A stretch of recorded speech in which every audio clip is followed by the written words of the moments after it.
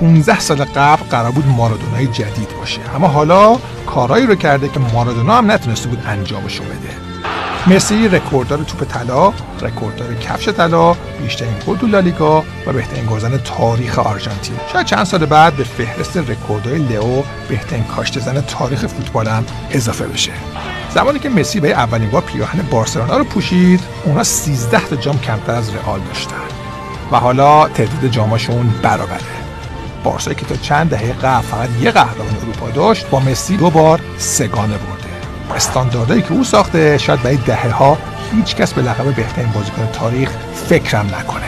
دیگه مسی در محوطه جریمه عالی کار می‌کنه، یه ضربه چیپ عالی و چه می‌کنه این لیونل مسی؟